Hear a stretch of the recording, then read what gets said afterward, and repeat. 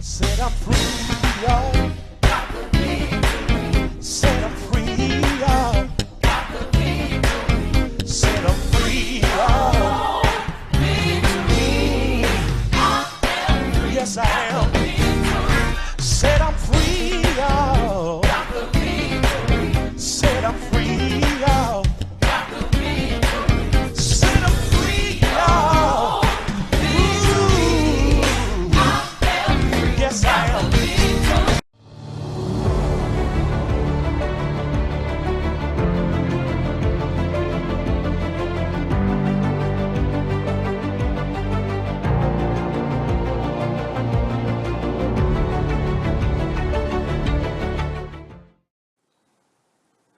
Good morning, good morning, good morning. Hey, this is the day the Lord has made, and we're here to rejoice and be glad in it. I'm so excited and so ecstatic that you've tuned in to the Hope TV to get another daily dose of hope. So excited to have you here with us here at the Hope TV, where our aim is to present entertaining faith. And so we count it a privilege and an honor and a blessing, really, that you take time out of your busy Fridays to share with us here today at Hope TV. We try to bring inspiration daily and entertaining faith. And so I appreciate you for being a part. It's exciting. It really is that we have a privilege just to exchange in a world that desperately needs hope, that desperately needs inspiration. I count it a joy, really, and an honor that you be tuned in today. And so thank you, everybody who's tuned in, everybody who's tuned in. Blessings to you, and I pray that you're well. Listen, we made it to the last Friday of January already. I mean, man, it seems that we just brought the new year in, and here we already made it to the last Friday. And that's exciting, and I'm thankful to all of you who just been surviving and making it and getting through the difficult moments. And we're here and right on the brink of another month, getting ready to enter into month number 2 of 2022. And certainly that's a privilege and a blessing. So I'm thankful to all of you who've been rolling and rocking with us here at Hope TV. And we're here for Morning Dew and Deeper Dive Tuesdays, Thursdays, and Friday. Of course, today's Deeper Dive. And so we're going to close this Friday, the last Friday, out with a Deeper Dive. And I want you to drop me a line and let me know the city and the state and the country from whence you're viewing. We take your viewership very, very seriously here. So I want to hear from you. Drop me a line. Y'all go ahead and drop a line. Let me know the city. Let me know the state. Let me know the country. We thank you so very much. Blessings to you, Tina, from Fort Valley, Georgia. Appreciate your viewership and your consistent support. Drop us a line. Let us know the city and state and country. And while you're watching, go ahead and Share this link with somebody. Let them know that Hope TV is on the airways, a deeper dive. We're going to go deep this morning, and I'm excited about it. And missed you on last Friday. I was traveling last Friday. I had to go to a conference in Phoenix, Arizona. Shout out to Dr. Terry Mackey and the great people of the Pilgrim Rest Church out in Phoenix, Arizona. I was part of their virtual conference last week, their hybrid Fresh Rain conference. And so couldn't do deeper dive last week live because I was on flight headed to Phoenix. And certainly I thank God for safe travels out to Phoenix, to and from. And so I prefer to do these. So sometimes, it happens, but I'm grateful that I'm back with you this week. And so blessings to everybody who's here. Last week also was my brother's birthday. So shout out to my brother Corey on his birthday. Back blessings to you, Pastor Cecilia Garrett. Honored to have you here with us. What a blessing. Good morning to you as well. Appreciate you being a part today. And means a lot. So drop me a line, everybody. Drop me a line. Y'all come on in the room. Come on in the room and get this daily dose of hope. So let me know the city, the state, and the country. Tag a friend. Let them know that we're on live. Let me know when you're Connecticut. Okay, absolutely. Absolutely. I've been in Connecticut a few times. Bridgeport. I've been to Yale a couple times. So beautiful, beautiful place in Connecticut. Indeed. Y'all drop us a line. Let me know the city, state, country from which you're viewing. Everybody. Drop me a line. Y'all get on the horn. Get on the horn. That's right. A fruitful Friday. I love it. Y'all come on in the room today. Come on in the room and let me know where you're watching from. Y'all come on in this room today. So y'all can come on and get this daily dose of hope with us. We're going to have a great time today. It's going to be a great time of conversation. And it's going to be exciting. So I look forward to y'all coming on in the room and talking to me today. Everybody who's on, those who are watching on all the different formats. YouTube is on as well. So I need everybody to come on in the room. Come on in the room. Facebook, y'all come on in the room as well. And let me know where you're watching from. Let me know where you're watching from. All right. I need everybody to let me know where you're watching from. I want to see you. I want to hear you. All right. Blessings to it's cold in Bridgeport. Yeah, it's cold here too. Celeste Burrow, blessings to you from King George, Virginia. Blessings to you. Sean Allison, blessings to you this morning. Blessings, Sean. Appreciate you for being a part today. Daisy Tyler, blessings to you. Good morning, St. Louis, Missouri. Blessings. So we got Fort Valley, Georgia, Bridgeport, Connecticut, St. Louis, Missouri. We got King George, Virginia. And so what a blessing. Everybody who's here today. The gang is coming in. The gang is coming in. Bridgeport, Connecticut, Fort Valley, Georgia, St. Louis, Missouri. The gang is all here. King George, Virginia, Bridgeport. And Bridgeport is a nice city. Bridgeport, Virginia. Bridgeport, Connecticut. Bridgeport, Connecticut. Blessings to y'all. So glad y'all are here, and I'm thankful to everybody for being a part. And while I'm on this, I'm gonna let you know that I will be here live tonight. And Tom Lyon from Victorville, California. There he is. Tom is in the room today from Victorville, California. Blessings to you, Tom. Glad to have you with us from Victorville, California, Tom. Thank you for your support. And again, I want to thank everybody for tuning in and thank everybody for indulging me last week when I was traveling out to the West Coast to preach in a conference last Friday. So that's why I couldn't be here with you live last Friday.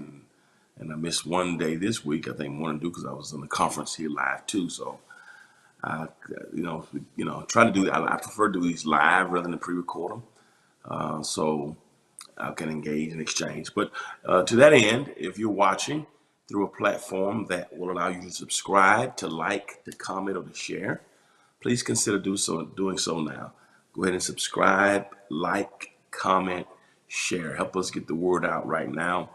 When you subscribe, that blesses us and helps us to leverage the platform to grow even more. Your likes are incredibly valuable to us. They're invaluable, actually, because they help the statistics and analytics, particularly with the algorithms, and with our engagements, which actually help us to grow the platform more. And so please hit that like button if you're watching through a platform that will allow you to do that. Your comments are important because they help us with our engagements as well. And also the share button is preeminently important because it helps us to expand the platform. So go ahead and do that. Share it, share it, share it, share it, share it. Everybody share that, share it. Come on in the room. Y'all keep hitting that like button to help us to grow and expand. Help us to grow and expand. Help us to grow and expand.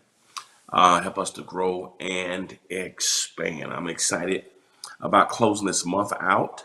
And listen, Tuesday is going to be February 1st. And so we've survived the first month of the year already. And seemingly we just were entering to 2022. And so we're already in February.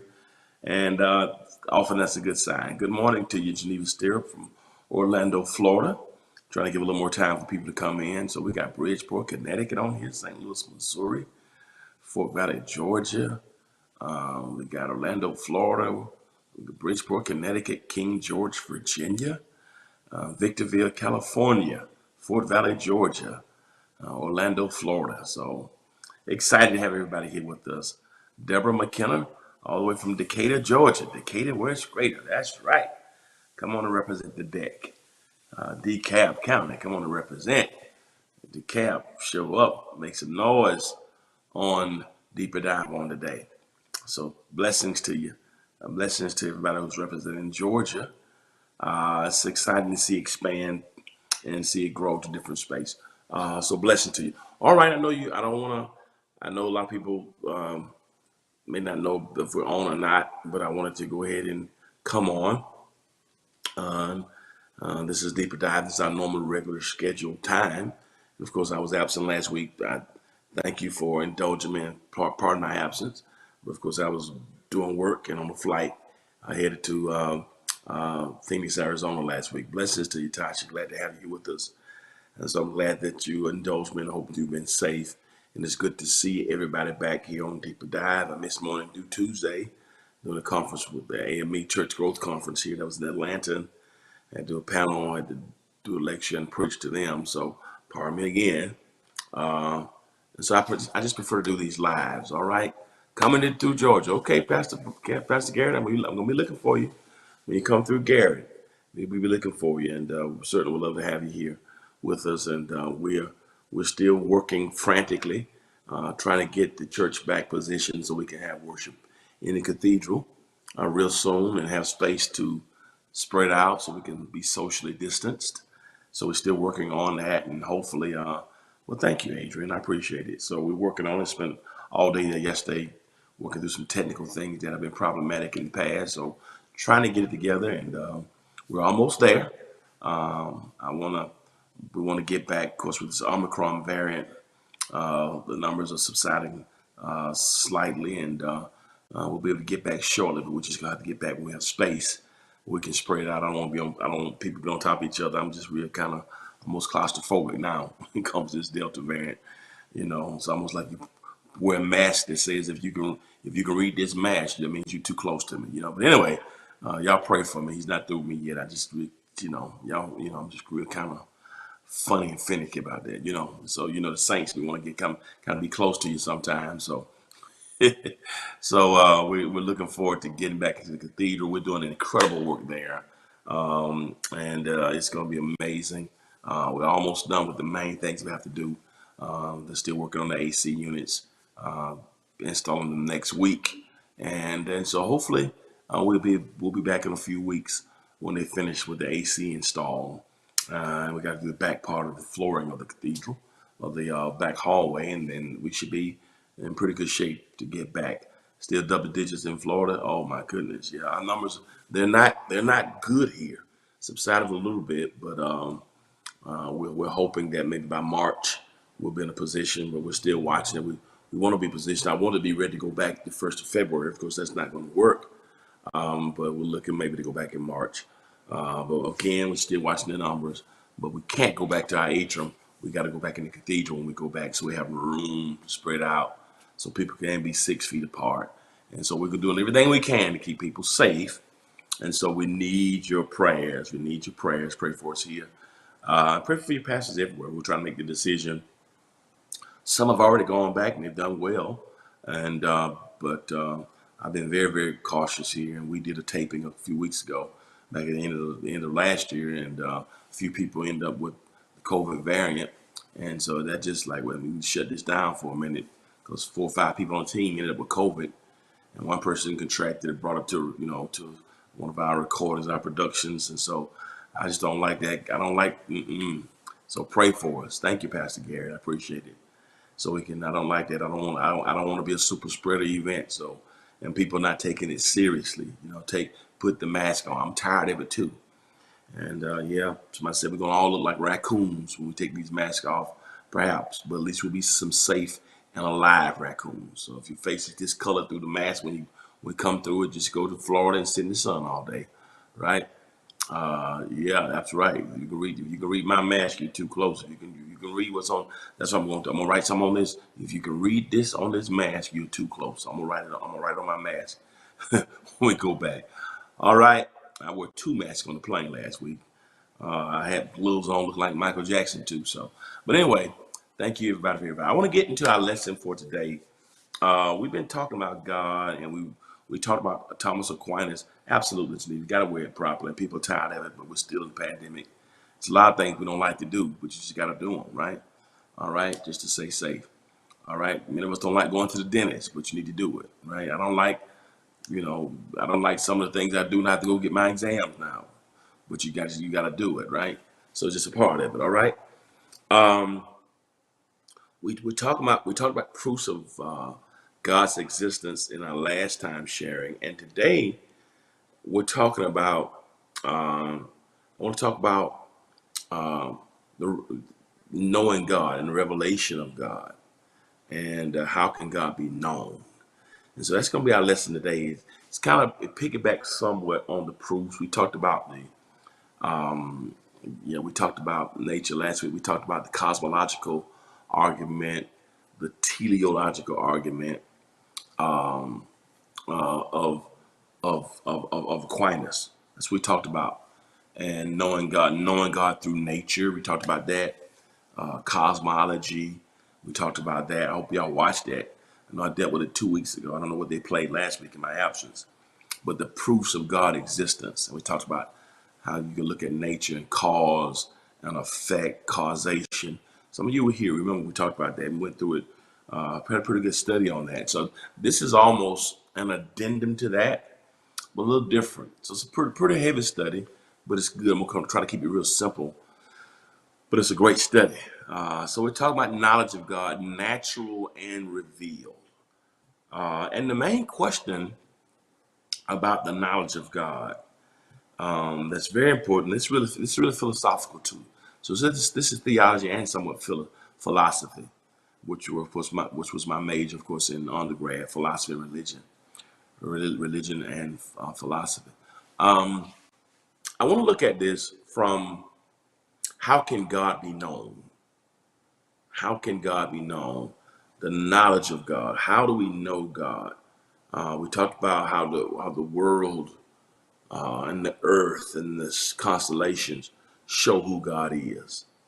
We dealt with those arguments with the teleological and cosmological arguments. Some of you were with us on that. And so I want to kind of piggyback somewhat off of that.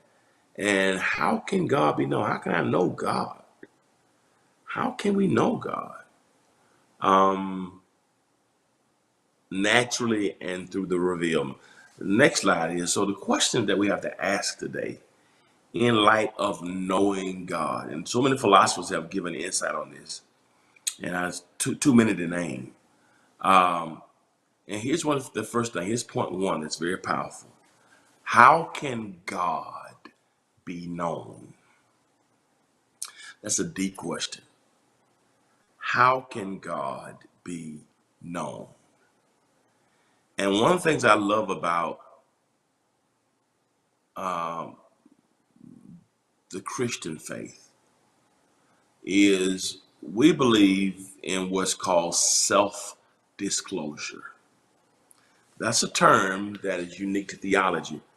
That is included in theology relative to God. Many have talked about the self-disclosure of God. What does that mean? What does that mean? That means that God self-discloses. That God self-discloses. That's self-disclosure. What is that? That means that God chooses to be known. That's one of the first things that makes our faith different, is that we believe that God chooses to be known. That's powerful. You may think it's simple, and it is simple, but yet it is complex. That the God of the universe chooses to be known. And so God chooses to be known.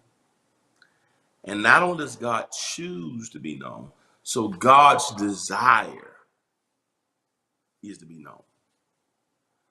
God makes the choice to be known. And then once God makes the choice to be known, God makes this choice possible through self-disclosure in nature and human history. Now, it's very important that you get that, because we're talking about God. Philippians 3, Paul says, "Oh, that I might know him in the fellowship of his sufferings and the power of his resurrection." God chooses to be known. Now, I want to deal with that because God, the question we got to ask ourselves is,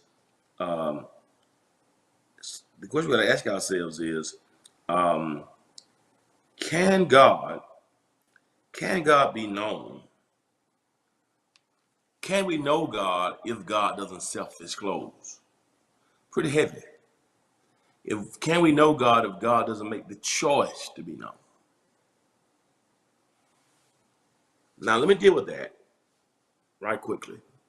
If God doesn't make the choice to be known, you can't know him. If God does not self-disclose, there's no way we can discover God. We could not encounter God unless God make the choice to self-disclose. If God wanted to, it's almost hidden self-disclosure. It's almost I think Blaise Pascal called it the hiddenness of God. So there is a hiddenness of God, while simultaneously there is a self-disclosure. I probably should put that in your notes. So on that one aspect, we got the hiddenness of God. The hiddenness of God. When I was a boy, we used to play hide and seek. Sometimes we call it back home hide and go seek. Y'all remember that game? When you with your friends and somebody's got to put their hands on their eyes and they count to 20 or count to 10. And when they put their hands on their eyes and count to 10, then when they finish the line, they'd say, well, when they finish counting, ready or not, here I come. And then what you were supposed to do, you're supposed to go and hide, right? And if they caught you or tagged you, you became it, and you had to be the one to go and count. Hide and seek. I don't know. We call it hide and go seek. Hide and seek. Hide and go seek. We just call it.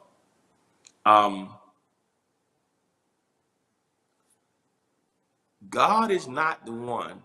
Good morning, Maddie from Opelika, Alabama. God is not telling you to close your eyes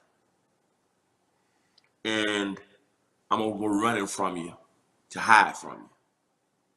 That's hiddenness of God. Because if God chose, listen carefully, if God chose to remain hidden, there's nothing you and I can do to know him. Just say something. If God does not choose to self-disclose, God will remain in perpetual hiddenness. I don't care who you are or what you think. Even though I think humanity was created with an inclining to worship God. If the God of the universe decided to stay hidden, remain hidden, there's nothing that you and I could do to know him. I think one of the blessings that we don't think about from a philosophical perspective is we don't think enough about the reality that God chose to self-disclose. That God chose to self-disclose. That God chose to be known. Woo! You ever thought about where we'd be if God didn't make himself known? His presence. So again, I want you to think about the small things and be grateful. The very fact that God self-disclosed is a major blessing.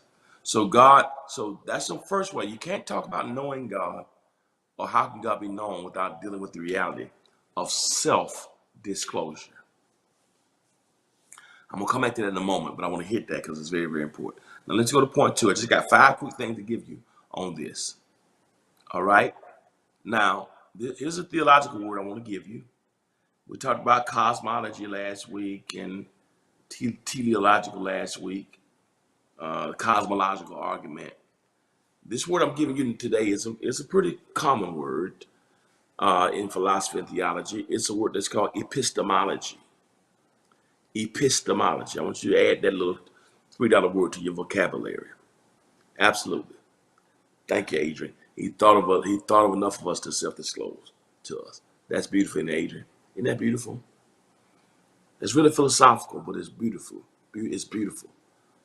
He thought enough of us to self-disclose to us. Isn't that wonderful? It's just the little things that we don't think about. We just take even knowing God for granted. But philosophically and theologically, you can't even know God if God didn't self-disclose.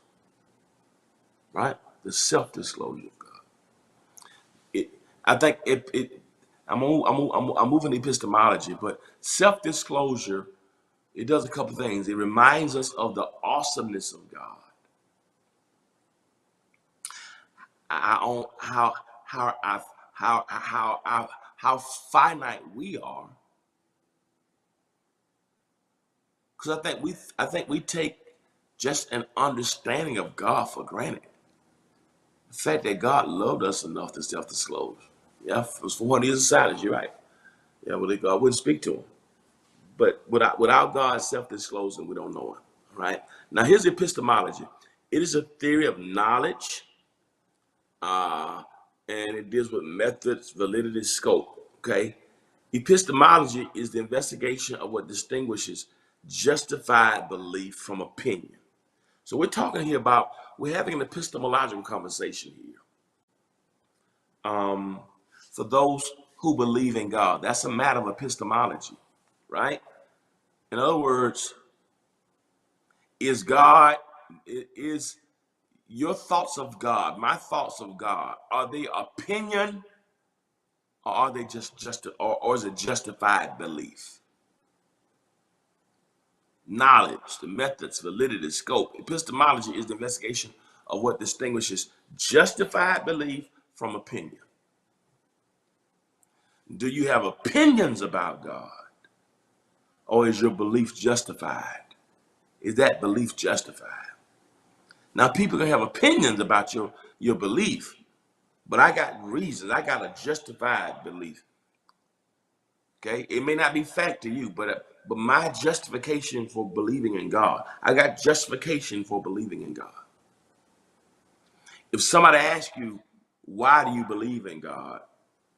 The question I would ask you, would you give them opinion or would you give them a justified belief? How do you justify your belief in God? That's a deep question. If somebody says, do you believe in God? Well, I got an opinion about God. No. How do you justify, say, I know God, God knows me. How do you justify that belief? I'm not saying you have to justify it to others, but I think to yourself, to ourselves, we need to know, why do I believe in, What is my belief in God? Upon what justification do I base my belief in God? Is it because of church? Is it because this is how I was brought up? Um, I think a lot of people who say they have belief in God is really opinion. Because sometimes opinions don't have to be justified. People just can say people people have an opinion of you. There are people who don't like you, never had a conversation. Sometimes people don't like you because they heard somebody else say something. There are people who don't like me who never had a conversation with me and just look at you or heard somebody else and they form their preconceived notions. There are people who watch you that you, work, and the people who watch you that think you're arrogant don't know you the most you're humble. You down to earth. They don't know that, but they form opinions without any justification. It's possible to have an opinion of something. You know, there have been people I just didn't like. You know, it's like, why do you don't like them? What have they done to you? Just something about them. Just something in my gut. Well, I think that's not necessarily. I mean, it's one thing to have discernment about somebody, and that makes sense. But discernment should probably make you avoid somebody. But just I don't like them. Something about them is funny, right? That makes sense because that sometimes that's the Holy Spirit. But in other cases, people just don't like you for no reason. No, they can't tell you why. Nothing you done to them. Nothing about you. Just don't like you. That's the opinion. But when you have some beliefs about people that are justified, that's a different level. And as it relates to God, there's a difference between opinions about God and justified belief in God. And so epistemology is the theory that helps us to study the methods, the validity, the scope, and it helps us to decide the difference between justified belief and opinion. So my question to us, to all of us today, from an epistemological perspective, is this: do you have more opinions about God? Are you connected with God because of opinion? Or are you connected with God because you have some justified belief? I think that's the conversation that we need to have, that everybody needs to have, that your beliefs in God, you are being justified for yourself. This is why I believe in God. I believe in God because of this. I believe in God because of that. You ought to have, you ought to have something that you can discuss. We ought to have that says, this is why I believe in God. So I'm not talking about my opinions. I'm not giving you an opinion. Belief in God should be based upon, praise God, Geneva, praise God. Belief in God should be based upon opinion. Belief in you and I belief in God should be based on some justified belief. You have opinions about God or justified belief in God. And that conversation is called epistemology. That's the noun, epistemology. The verb is epistemological, right? So this is an epistemological conversation. And that's philosophy too. So it's knowledge. So it's epistemology. All right. What is opinion? What is justified belief? I want you to think about that. Am I connected to God that good because I got opinions? So will I live my whole life praying to God based because of opinion? Because here's the thing. I think a lot of us have fallen in love with the idea of God. We believe in the idea of God, but not the reality of God. I talked about that a couple weeks ago. Um, the the opinion of God, the opinion of God is interesting. Justified belief in God is where you get impact. Opinion of God will make you talk about it. Justified belief in God will make you trust Him.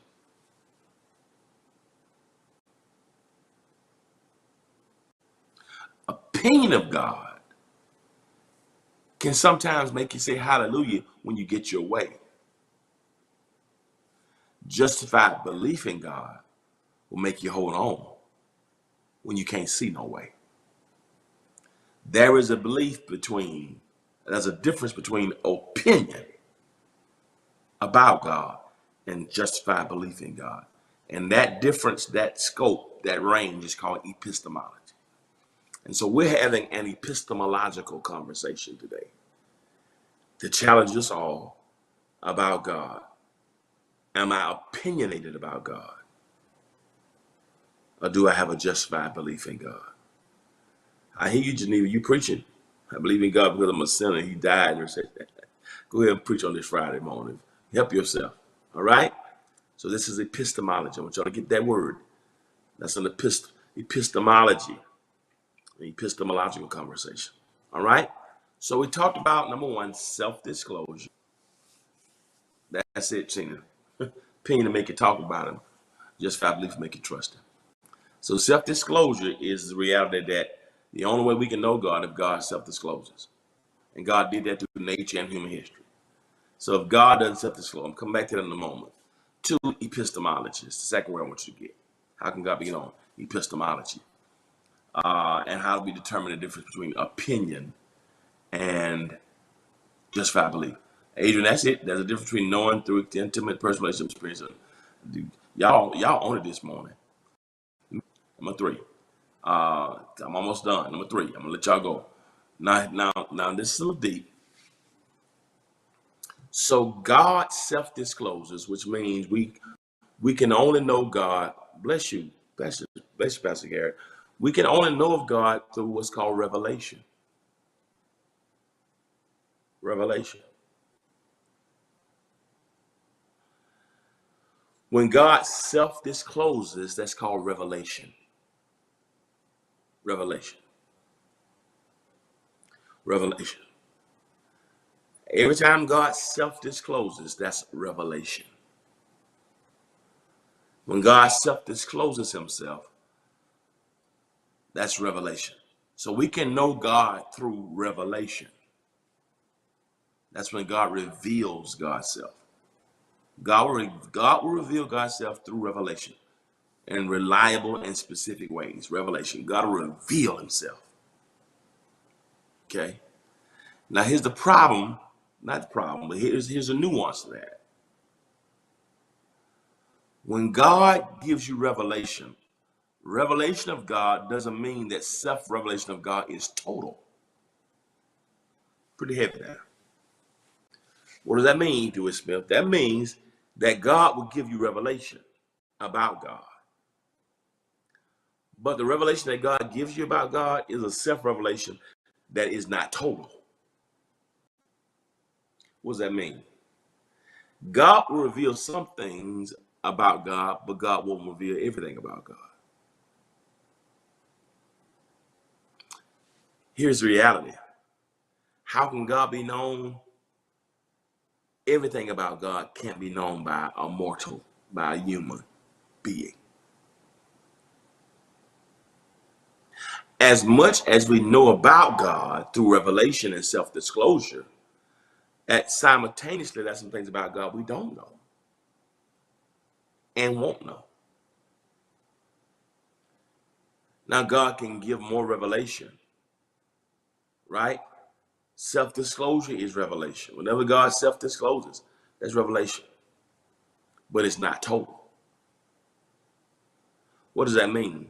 That means that we will never know all there is to know about God because God doesn't self-disclose everything. Y'all with me? So everything about God is not disclosed. Now, and so I think that's a great point because what that does is it keeps us in a position of humility. Because nobody knows everything there is to know about God. All right?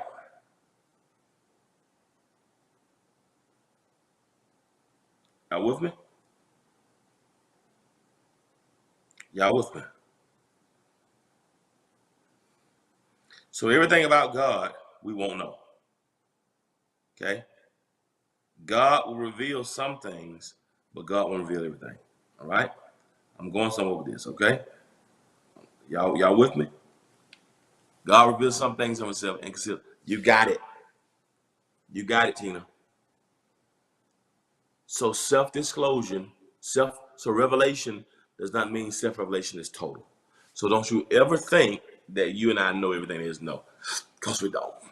Let me go number 4 right quick. Put it all together and let y'all go. Hope y'all walking with me? We're talking about knowing God. Because this keeps you humble. This keeps you humble. When you realize, wait a minute, yeah, I'm learning, but that's self-disclosure. But self-disclosure is not total disclosure.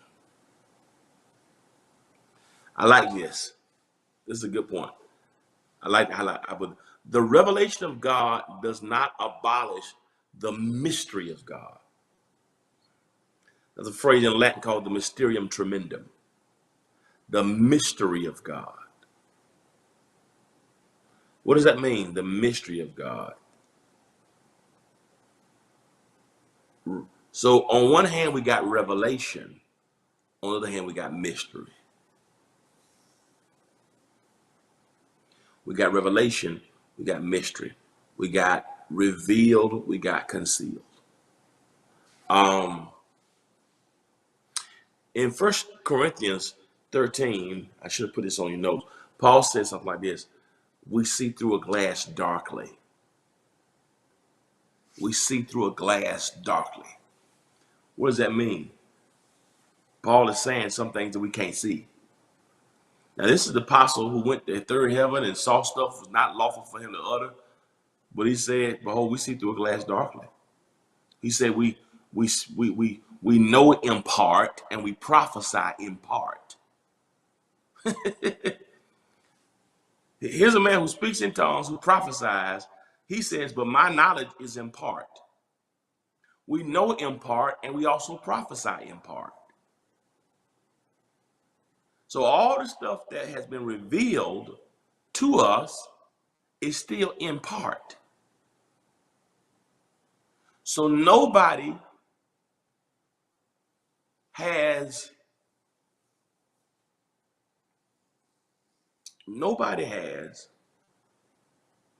total disclosure. Some of us may have seen God and have more experiences with God and have more maturity in God. But the revelation of God does not abolish the mystery of God.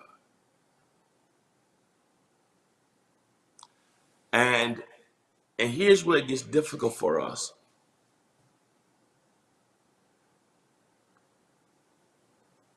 We can shout when there's revelation. Oh, we love when God reveals himself. God shows up. And God makes it clear. But our lives, what we're going through. But the mystery of God can be problematic when you can't figure out what is happening in your life. Or where is God? And you're looking for God and you can't, it's like I can't see him. Is God here? Is God? It's the mystery of God sometimes when it keeps us, it can bring pain because we don't understand. There's no clarity. So just because you got revelation does not mean that the mystery, you still got mystery. So we have to simultaneously balance the revelation of God and the mystery of God. It's a mysterium tremendum. That both times that the same God who self-discloses is also the same God who, I want to call that part, Blaise Pascal called it the hiddenness of God. So we have to balance the self-disclosure and hiddenness. Here's what one writer called it, his ways. This is just another way of putting it to you. His ways are not our ways. His thoughts are not our thoughts. That's talking about the hiddenness. Pentateuch says there are some secret things that belong only to God. That's dealing with the mystery, the revelation. I mean, the mystery, the hiddenness of God. Here's another one. 1,000 years in our sight are but as a day in God's sight. That verse is both revelation and mystery at the same time. Our minds are too small, and too finite, and too fallible to contain the totality of self-disclosure. If God wanted to self-disclose everything to us, he couldn't, because we couldn't handle it. Our humanity couldn't handle. That's what in Isaiah chapter 6, in the year the king Uzziah died, I saw the Lord. That's self-disclosure. High and lifted up. That's why Isaiah said, he said, in the year the king Uzziah died, I saw the Lord high, lifted up. I saw the Lord, self-disclosure. High and lifted up. Then he says, and his train filled the temple. I saw him, but I only saw the train. You know, when a woman gets married, she has the long dress, and the back, the part that flows in the back is called the train. That's the imagery there. Isaiah says, I didn't see all of them. I didn't see the whole dress. God just put the train, and the train of his glory filled the temple. I couldn't get it all. Just the train. That's the mystery. So it's really self-disclosure and mystery at the same time. He said, I saw him, that's revelation, but I only saw the train of his glory. I couldn't see all of it. That's mystery. What a beautiful passage. My uncle Uzziah died, and God disclosed himself to me. I saw the Lord for the first time. Self-disclosure.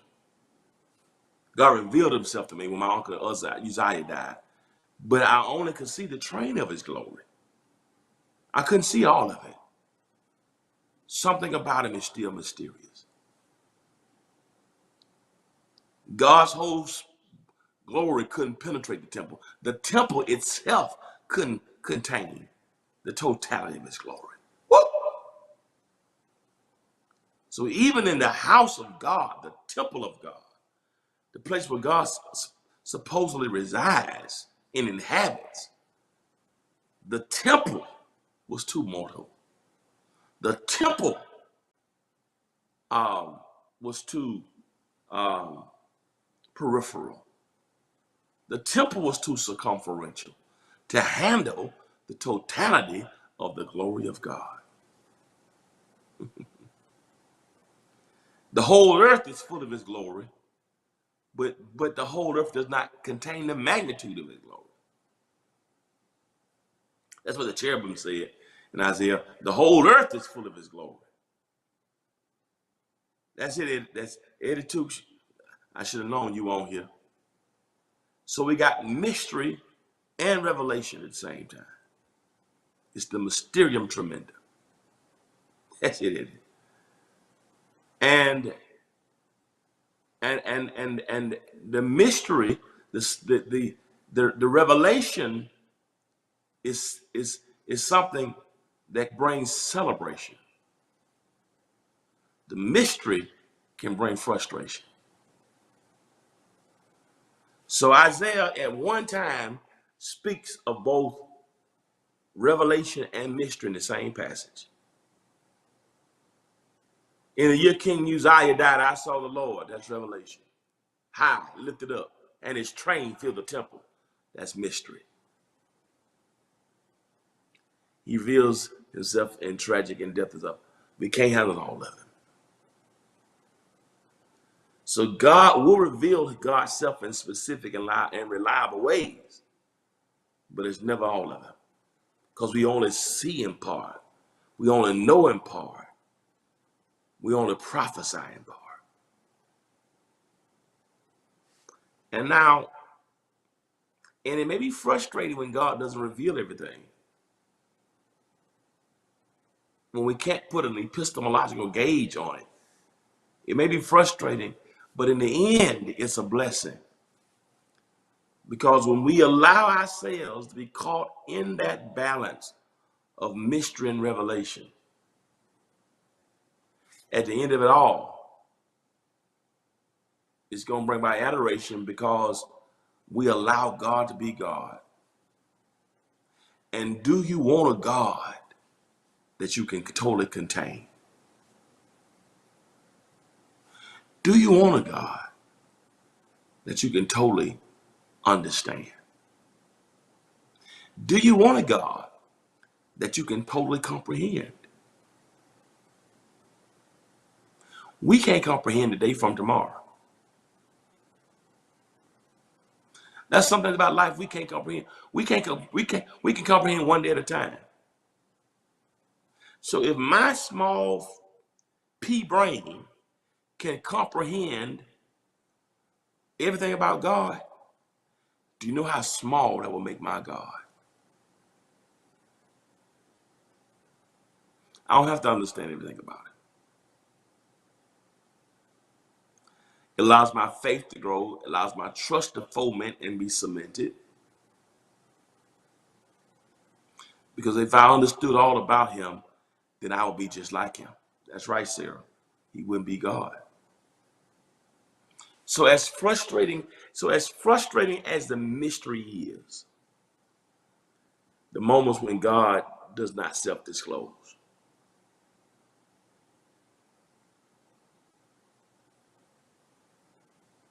You know, we sing a song. I love this song.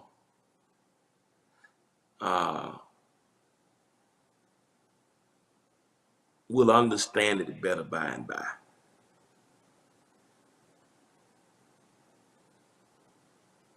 That gives us, you know, an apocalyptic, eschatological hope that when we don't understand, because it's mystery. So that song itself engages mystery. Father alone will know all about it. Father alone will understand why. Cheer up, my brother. Live in the sunshine. We'll understand it by and by. That's the mystery. Even the mystery that's in the Psalms. The mystery that's there. You got it, Tom. The mystery that's there causes the faith. And even in the mystery, we can find solace in some things about God. But here's what I like about that. You know, the question I ask ourselves often is when we get to glory, will we want to understand it? You know, by and by, when the morning comes, all the saints of God together will tell the story of how we'll understand it better by and by. Will we understand everything we face? I'm not sure when we get there, we'll be concerned about understanding back over here. Maybe when we get there, we'll understand why we persevered. But what I do love is the songs don't say him better.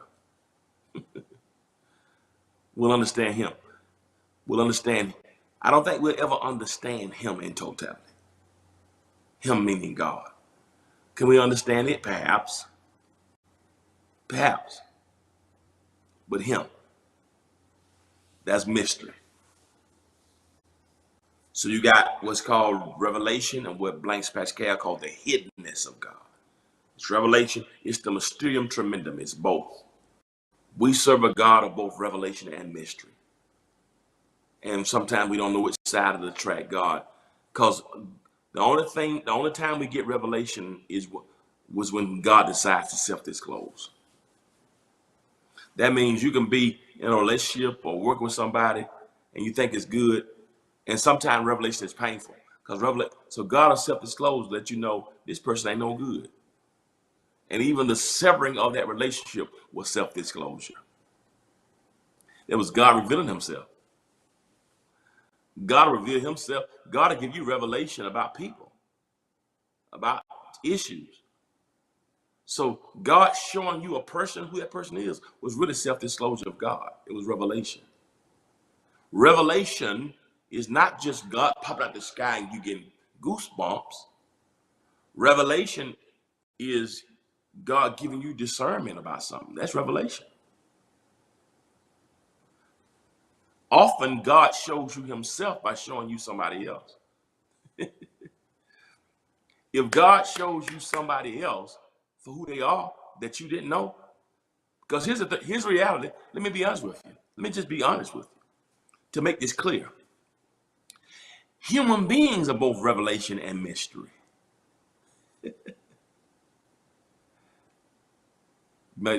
Oh my God, bless you, Pastor Garrett. Can I break that down for you? There are some people that you've been in connection with. They're both revelation and mystery. Human beings got a way of showing you what they want you to know. Some of you have dated or fallen in love with people or been married to people in the past that you didn't know who they really were. That's all what you think about this. Sometimes people can show you a pretense version of who they are. And only through intimacy and time and experience do you realize this is not, you show me what you want me to see. Right?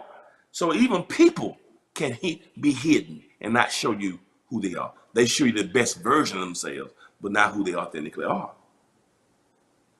Think about it. How many folks you thought loved you and had your back only to discover they was betraying you and lying? Why? Because that person was both revelation and mystery. They were both self-disclosure and hiddenness. Folk can hide from you. Folk can lie to you. And when they do that, they do it for sometimes a not so good purpose. So even people are mysterious and have a hiddenness and won't show you all who they are until you get in business or get too deep. So think about that. So if a person can hide themselves from you, then what you think about God? So God is both revelation and mystery at the same time. If you can't figure people out all the time, what makes you think? I'm saying this to us so we'll be less frustrated with God. Because many of us get frustrated when it comes to the mystery.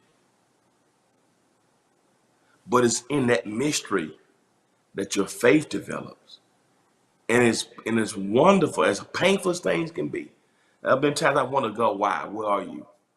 I don't see what you're doing in this. But only until I got on the back end that I realized that God is God. And I'm glad God didn't self-disclose. Because I wouldn't have understood it. Because if God did self-disclose everything, it doesn't mean I will understand it. It's for grace to trust you more. So I dealt with self-disclosure, dealt with epistemology, number 3, you got it. God chose me. Epistemology. Number 3 was, I'm almost finished. Go next slide, please. Revelation of God doesn't mean revelation does not mean that the self-disclosure of God is total. Number four, the revelation of God does not abolish the mystery of God. Number 5, I'm almost finished. There's always more of God that we can come to know. All right? So revelation, self-disclosure can be ongoing. Self-disclosure, God can reveal more of God's self. There's more of God that we can know. God can give it in process. It's almost like a class. Once you got to one dimension, it's possible to get to another level. It can be progressive. Self-disclosure of God can be progressive. So it's both self-disclosure, it's both revelation and mystery. Teacher, I learned this. Yeah, always more God we can know. Now, that's another scripture that I love, that speaks of both self-disclosure, of both revelation and mystery. I just sent this to my producer a minute ago while we've been on here, just because I didn't put it. Look at this verse here. I like this verse here. This is Exodus 33. Thank you, producer. You rolling with me. This is Moses talking to God, okay? This is Exodus 33:18. This is my last point. I'm letting y'all go. And Moses said, I beseech thee, Here's Moses talking to God. Show me thy glory. Moses is asking for revelation. Moses is asking for self-disclosure. Show me your glory. Now, I've been walking with you. Show me your glory. You've been talking with the bush. Show me your glory. He said, and I will make all my goodness. Here's what God said. All right. He says, he said, and I will make all my goodness pass before you. This is God. God says, okay, I'm gonna let my goodness pass before you. Self-disclosure, revelation. Right? He says, when you do that, I'm gonna make all your goodness pass before me. This is Moses talking. I'll proclaim the name of the Lord before thee. I'll be gracious to whom I'll be gracious, and will show mercy on whom I will show mercy. Right? And here's what God said. The Lord said to his God speaking. God speaking now. God says, Moses, thou canst not see my face. Moses, I can't show you my face. For there shall no man see me and live. Mystery.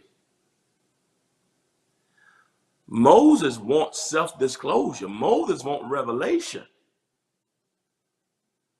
God says, look, bro, Moses, if I show you this mystery, I'm going to have to kill you. You can't see, and this is really it's really an anthropomorphism. God is saying, you can't see me at my core, my face. God don't have a face in the Old Testament. But what he's saying to Moses is, you can't see me up close. You can't see me, you can't see the totality of my image, because nobody can see that. He said, nobody can see me and live. Moses said, you don't know what you're asking for. Because if I disclose this mystery to you, I got to kill you. Because I'm holy. You can't handle it. If I showed you this mystery, your head will explode. Because we're on two different frequencies. Your mind can't handle why folks lie on you. You still trying to figure out how certain people got elected to be president. You don't know why you fell in love with that girl. You don't know why you gave that guy your phone number. You look at yourself and you still wonder why you did certain things yourself. You still look at yourself like, why did I do that? You look at your own life and say, man, how did I get myself in this situation? So Moses, how you think you're going to see my face and understand it, and you can't even understand your own self? How you going to figure me out? And that's some things about yourself are still mysterious. You don't know why you act certain ways. You're trying to figure me out, and you can't even figure your own self out. So I tell you what, you can't see me. So I tell you what I will do though, Moses. The Lord said, behold, there is a place by me. And thou shalt, what I want you to do, go over there, Moses, and stand up on that rock. And when you stand on that rock, Moses, I'm going to have some self-disclosure, some revelation. It shall come to pass, I'm going to self-disclose. I'm going to let my glory pass you by. I'll put you in the cliff of a rock. And I'm going to cover you with my hand while I pass by. So I'm going to go up in that mountain, go up in that rock. I'm going to put my hand over your face and let self-disclosure come by. I'm going to give revelation. But it's going to be revelation and mystery. While I'm passing by, that's my revelation. My hand's going to be over your eyes. That's mystery. It's revelation and mystery at the same time, which is who I am. You want to see me? That's who I am. I'm both revelation and mystery. So I'm going to pass by in totality, in revelation and mystery. I'm coming by. You'll hear me. Cover your face. You can't see me. That's mystery. And I'll cover you with my hand while I pass by. And then I'm going to take my hand away, and thou shalt see my back parts. I'll show you the train like I did Isaiah. That's revelation. But my face shall not be seen. That's mystery. So Moses, I'm going to come by you, but I'm going to cover your face. That's mystery. When my glories pass you by, I'll move my hand. You can see my hinder parts, my back part. I'll let you see the back, the train, like I did Isaiah. The train of my glory fill the temple. But you can't see me in totality. I'll show you enough. And what I'll show you will be enough that you can depend on. Woo! I'll give you enough that'll help you stay in there and finish. I'll give you enough of me. I'll show you enough to convince you. And I give you enough so you can hold on. I thank God that God has given you enough. He's given you enough experiences so you can trust him. He's given you enough time with him so you can hang on. He's revealed himself in moments when you were low and he brought you out and provided. He didn't show you everything, but he gave you enough. And the enoughness of God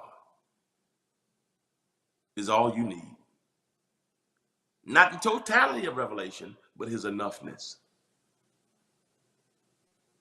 God is a God of both self-disclosure and hiddenness, of revelation and mystery.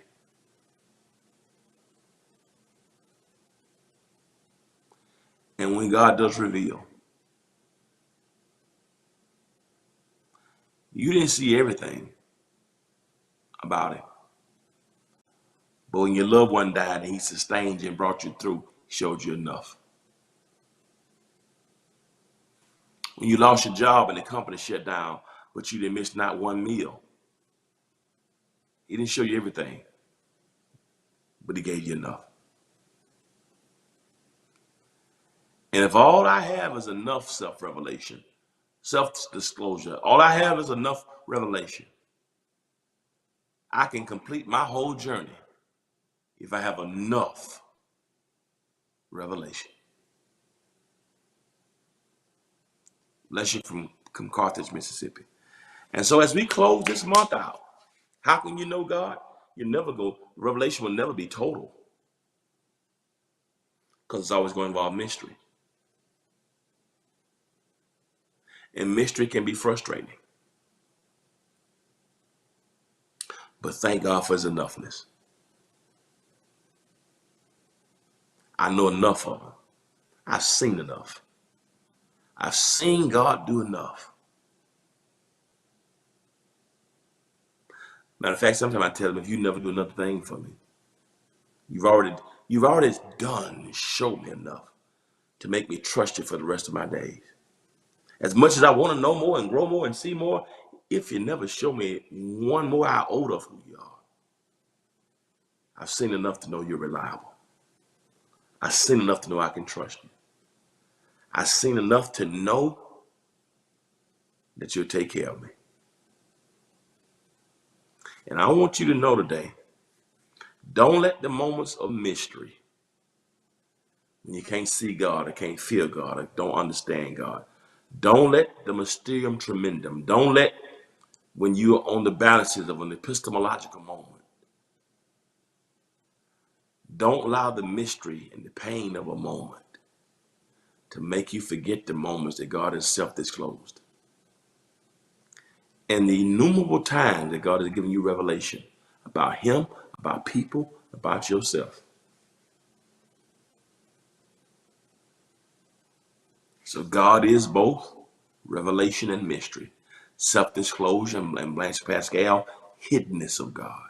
So as we navigate self-disclosure of God and hiddenness of God, somewhere in the middle, you can find peace. I know enough. So old folks said, you can't make me doubt it. I know too much about him. The old folks never said, you can't make me doubt him because I know everything about him. I know too much about him. I got too much revelation to allow the mysteries to make me turn my back on him. You can't make me doubt him. I know too much about him. That's epistemological there. That is the reality. There are mysteries, but the self-revelation and the self-disclosure and the revelation has given me enough that I can handle whatever's mysterious. Asking for revelation. Moses did. That's it. Know too much about it. He may not show me everything. He won't show me everything, and I'm glad he won't, because he have to kill me if he does. Because nobody's seen his face and lives, he said. I'm going to show you enough to trust me. I'm going to show you enough to know I got you. I've already looked at your future. So you follow me. Just trust me. Stop trying to see the whole picture because you can't. Stop trying to figure everybody out because you can't. You can't figure your own self out. Lord, I can't tell the time I looked at myself and said, why did I do that? Why did I do that? How did I get myself in this situation? Right now, I'm looking at myself, and I look back over my life, and I'm still trying to figure out now, what was I thinking? What is wrong with me? How in the world did I not see it?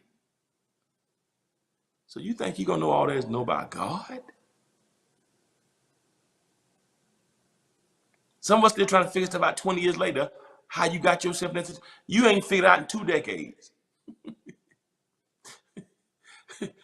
You not can't figure ourselves out. What makes you think you're not going to figure God out? So at this point, God, help me to appreciate. I'm sorry one more time. Help me to appreciate the self-disclosure and the hiddenness, Pascal calls it. The hiddenness of God. Help me to appreciate the train of your glory when I can't see the totality of it. Isaiah says, here am I, send me. Not because he saw the totality, but because he saw the train. Isaiah said, you can send me. I ain't got to see all of you. I saw enough of you.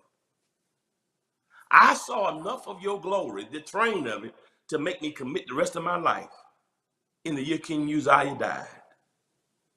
I saw enough of you to say, hear my son. I saw enough of me, enough of you to risk my life being killed as a prophet. I saw enough of you to commit to my assignment. I ain't got to see you in totality. Just let me see your train. I got enough. Problem with you and I, we let the mystery, we let the hiddenness blind us to the moments of revelation. If you're not new in the faith, some of y'all are watching me, have been with God so many times. God has revealed himself to you so many times. How dare you? How dare you forget about the train of his glory that he's revealed? Because you're mad because you can't get the totality of his glory. So help me appreciate both mystery and revelation. Give me enough. And your enough, the enoughness of revelation of who you are, moments you showed up, moments you reveal yourself, moments you revealed others, moments you revealed things to me, moments you provided, the moments you healed. Should be enough. So I believe in God not because of opinion. Let me get epistemological for a moment. I believe in God because I got enoughness. I've seen the train too many times. Don't need the totality. I've seen the train. I'm I'm not worried about the mysteries unless he want to reveal them. Just keep disclosing what you want me to know. All right, I love y'all. I'll be back tonight for Friday Night Live. I gotta let this go because I'm just getting started. I just gotta quit this one because I was just getting warmed up. I couldn't get to my lesson, and I told you I ain't never stopped this. I ain't never finished the sermon. I just have to quit. This is just my introduction. But anyway, I love y'all. But God is revelation and mystery. Appreciate both of them because it makes him God. As always, I let y'all go. I gotta let y'all go. But as always, remember this: if you'll be good to God, our God of revelation and mystery will be good to you. Till next time, peace. Set I'm free, y'all. Set I'm free, y'all. Set I'm free, y'all. Yes, I am. Set I'm free, y'all.